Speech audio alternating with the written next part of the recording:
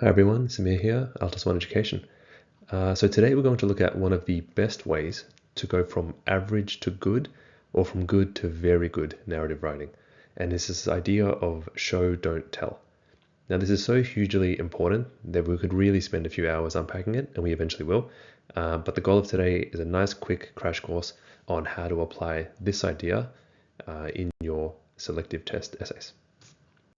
So what does it actually mean to show and to not tell? In short, it's the difference between just telling your reader that something is happening, like Jack is sad or it is raining, versus showing them a scene and letting them interpret the thing that's happening. In a way, letting them figure it out. So that's the reason that's more powerful is kind of reflected in this quote, right? So good writing is supposed to evoke sensations in the reader, not the fact that it is raining, but the feeling of being rained upon. So to demonstrate this idea, a typical tell, she went outside, it was raining, right? It's very factual, it's very sort of step by step, right? The show, she opened her umbrella with a snap, stepping carefully over the glistening, wet cobblestones that reflected the city lights, right? Now notice in the show, the word rain and the word raining were never used, but you feel the sense that it is raining, right? Think about the quote. You know what it is to walk in the rain, and you know what it is to use an umbrella, so you can relate to this idea of raining. And so it's much more powerful writing. So let's have a look at this other example, right? Sarah was very happy. This is a typical kind of line I see when I'm marking selective essays, especially the word very. Very is a very weak choice of word, and happy as well is fairly bland. So, but the reason this is a tell is because of the word happy, right? Happy is something that you, the reader, you read it and you interpret it, and you know what happy means, and so you understand what the writer is saying. But you don't feel her happiness as a result of reading this. So let's say we compared it with this, right? Sarah's eyes sparkled as a wide grin spread across her face. So again, the word happy is not used in the show, but the reader can see this sentence and interpret that she is happy. And in that way, form a stronger connection with the writing, which is what we're trying to achieve for a really high scoring essay. Let's have a look at this one. So the room was messy. This is a tell because the word messy doesn't give the reader any detail or description or imagery about in what way the room was messy. It's actually just relying on the reader's interpretation of the word and their understanding of what a messy room is, which is okay, but it's not very powerful writing. So compare it with the show.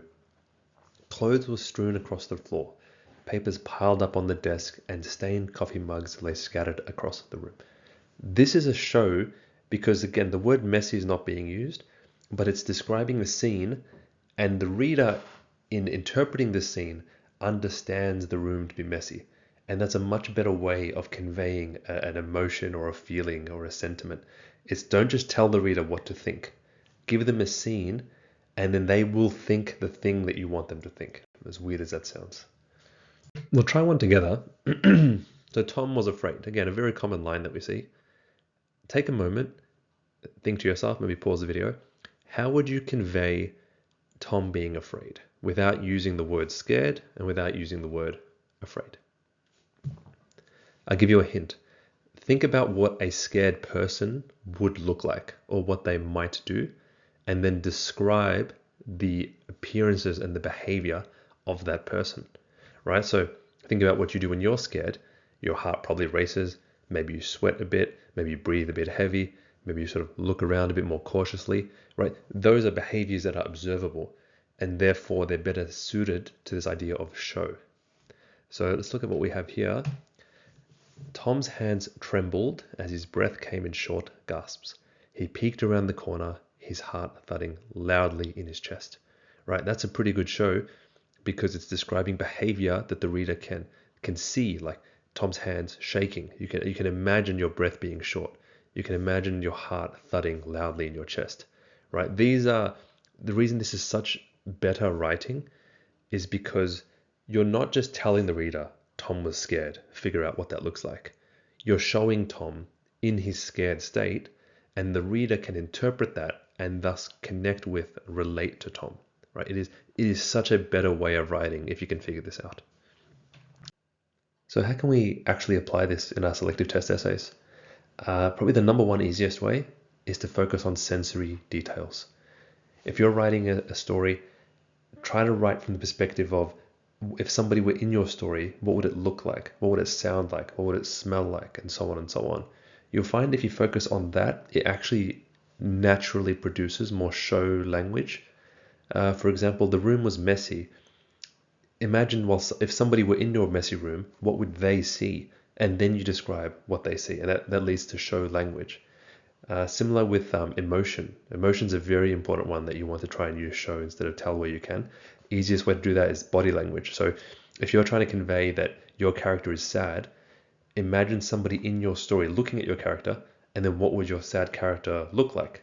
Sort of what we did before with Tom being scared. You go, well, don't just say Tom is scared or Tom is terrified or Tom is afraid. Imagine, well, what does a scared person look like? And then describe their body language and describe their behavior. And that's what leads to language such as about the heart beating loudly, or palms maybe sweating, or Tom breathing heavily, or things like that, right? They're body language, things that can be observed because they still fall into, or that's why they fall into sensory details.